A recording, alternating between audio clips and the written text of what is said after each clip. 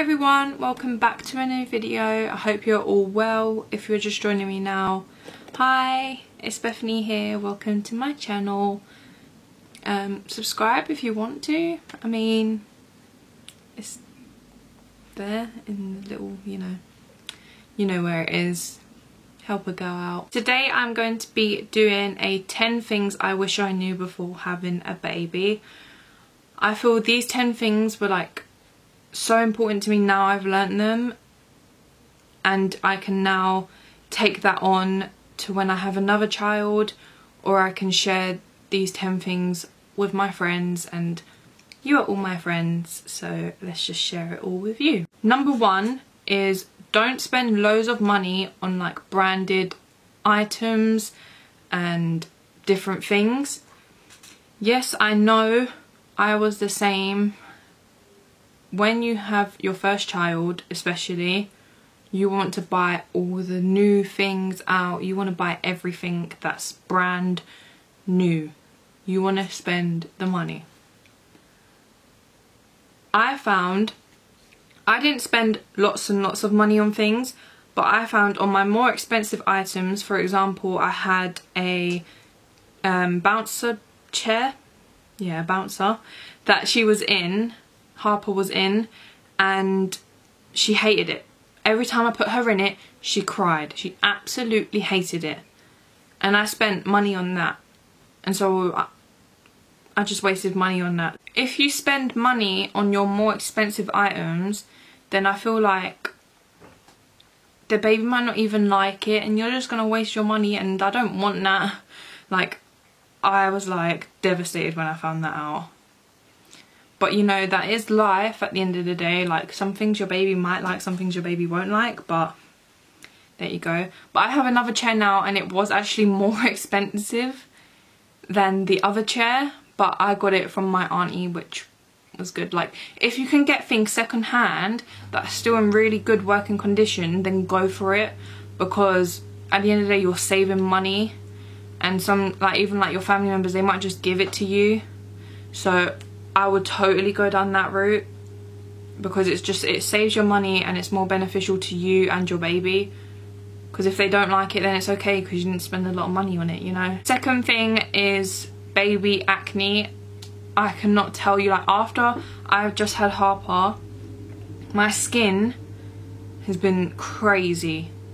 Like, crazy. Like, I've never had the best skin, but since having Harper, my skin's just been up the wall. And I know, like, with your hormones are everywhere after you've had a baby, but I feel like it's just gotten a lot. Like, it's starting to calm down now, but I can't believe it just when it inflamed. Like, I had spots everywhere, and I mainly got it all like around my chin area and like my jawline. It was the worst. But yeah, so keep a skin routine up. Keep your skin hydrated, drink plenty of water, always moisturize your skin. Just keep on top of your skin, because that way it can maybe not prevent it, but it can stop it from being worse off. Going to the toilet, no, just no. That first toilet after you've had a baby, whether it's going for a number 1 or a number 2, it's the worst thing in your life. Like, I think that was worse than having a baby, to me. And having Harper, that was worse. Okay, like, it stings so much. Like, that first, oh no, it's horrible. Just thinking of it now and how I remember going to the toilet in the hospital and I was like gripping onto like the window ledge because it was just so painful. It stung so much, and you don't think it's gonna sting that much. Like, I didn't have stitches, nothing like that, but it stung. It really stung. Okay, that's all I'm gonna say. And when you go number 2, I'm just gonna leave that there. Your boobs will leak like it's a water fountain, okay? I don't breastfeed. That's just my personal choice. But every time Harper's like on my chest, or you know, I'm just like holding her, anything like that, it leaks, you know. I'm not gonna make this no PG thing. I mean, if you know you're young, like you know you're old enough to watch this, if you're old enough, and if you can't handle it, then this ain't the video for you.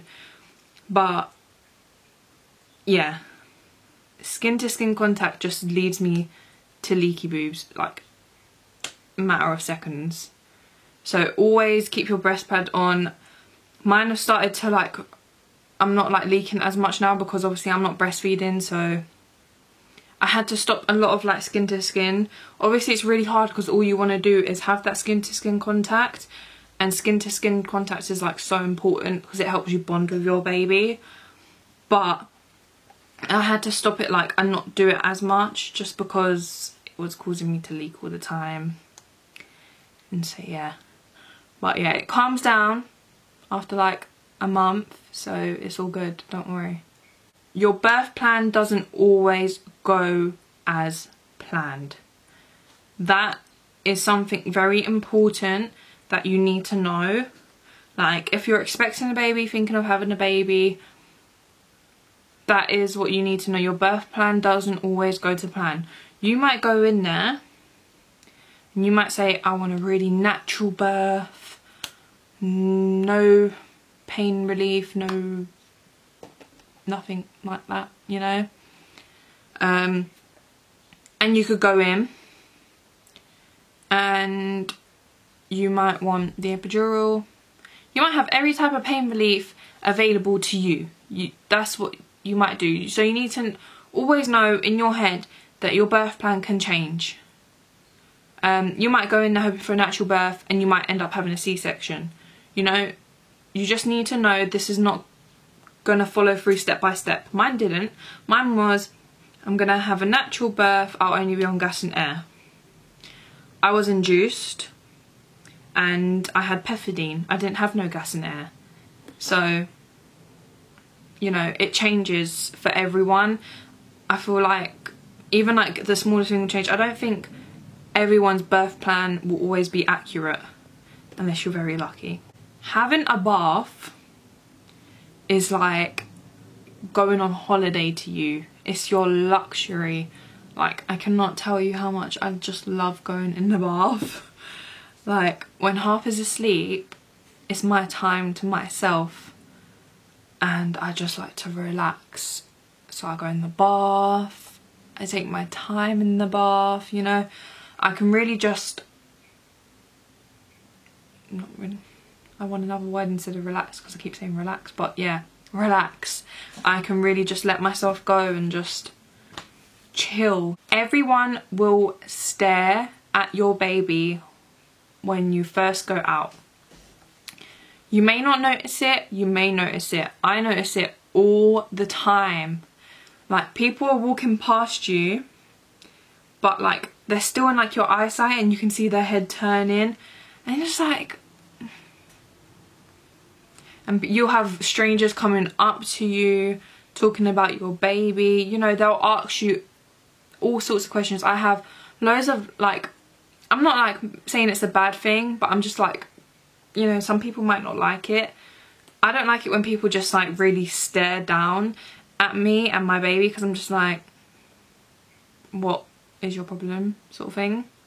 I know they might not have a problem, but when you're constantly staring and you don't take your eyes off someone, then you feel like they have a problem, you know. But I love it when like people come up to you, especially like the old people. They come up to you and they just like, they're like, oh, that's such a tiny baby. I'm like, oh, they're like cute, like it's just so cute. But yeah, everyone will stare, but if you don't like it, then just try ignore it. But if it gets too much, like, and you can see like someone's really staring at your baby, then you can politely say something. But I don't really mind it. It's not like, it doesn't bother me. I just don't like it when people really stare. That's the only thing. Your relationship with your partner, if you are with your partner, it will change. I'm not saying it's going to change dramatically. Some people it might change. It's not a bad thing, but once you have a baby, obviously it was you and your partner before. It was just the two of you, and now it's the three of you. And so of course it will all change and everything will all revolve around your baby. That's not a bad thing. It's okay. But you'll feel like you miss your partner, and you feel like, even though like with me, me and my partner don't live together, but he comes round every weekend and he stays every weekend. But I just miss him. Even when he's here with me, I miss him because I miss having that time with him. And, you know, sometimes we get to go out because I'm lucky enough that I've got my mum and I've got family members that will look after Harper. But, you know, even just going out sometimes, it still don't feel, you know, right. And like on the days when we don't go out, obviously we're all revolved around Harper, and when Harper goes to sleep, we're like together for like half an hour chatting, and that's it. We're asleep as well because, you know, we're tired. But that is just a natural feeling, and I don't want people like to take it the wrong way, and like it could start arguments in your relationship, but you both need to just sit down and just say like, you know, it's a natural feeling, it's okay, you know, and sort of like think of like things to do, like just you and your partner, and like things for you to do as a family as well. So have your date nights, but then also have your family days. You know, there's just different things you can do, and it will just help your relationship get stronger. You'll constantly check to see that your baby is breathing, especially when it's your first baby. Like, I am one, hands up, I am one that does it all the time. Like when Harper's been sleeping for too long, I just make sure and I go check her she's okay. Before I go to bed, I check her. You know, I'm always checking her, and I think that's just a worry for me, because I always have that worry in the back of my head, like what if I didn't check her, you know, and something happens. And I think I've always had that worry in the back of my head. I still have it now.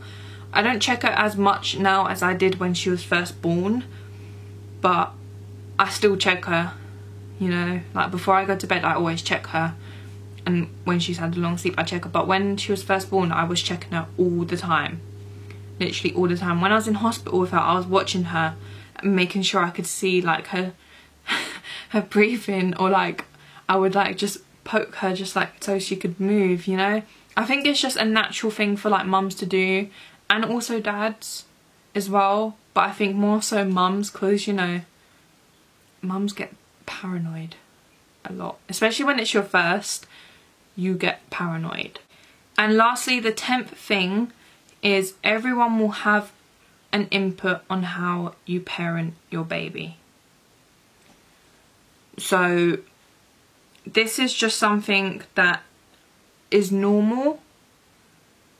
It can get on your nerves, but you just need to take it with a pinch of salt, really. You can give me advice on how to parent, doesn't mean I'm gonna take it. That is just how I see it. You can give me your advice, you can tell me you should be doing this, you should be doing that. Doesn't mean I'm gonna take it. I'll think about it, and if I feel like, oh, that's a valid point, I'll take that. Because I'm a new mum, I do take a lot of advice, because I'm not, you know, I don't know everything. No new mum knows everything about a baby. You know, it's just a normal thing. But there's certain advice that you know to take, and there's certain advice you know not to take. You have an instinct. Every mum has an instinct with their baby and their child. You just know when something's right and something's wrong. So everyone will have an input on how you parent, but you just got to know whether to take that advice or not. And it's okay to take that advice, and it's okay not to take that advice, you know. It's your decision, and if someone throws a wobbly on you not taking their advice, then just tell them, this is my child. I parent my child how I wish. Thank you for your advice, but I don't want to take it. That's how I kind of come across. And people know when I take their advice and people know when I don't take their advice, but that's just how it goes, to be honest. So that is the end of the video. I hope you all enjoyed. If you have any other video suggestions, leave them in the comments down below. Give this video a big thumbs up if you like these types of videos and you would like more sort of videos relating around this. Maybe like baby essentials, things that you need, things that you don't need, you know, all those different things, and I'll be sure to film all them. Also, if you have any makeup suggestions, lifestyle suggestions, hauls, anything like that, anything you want me to do, just leave it in the comments down below. Follow me on all my social medias, they are in the description bar, and I will see you all in my next video. Bye!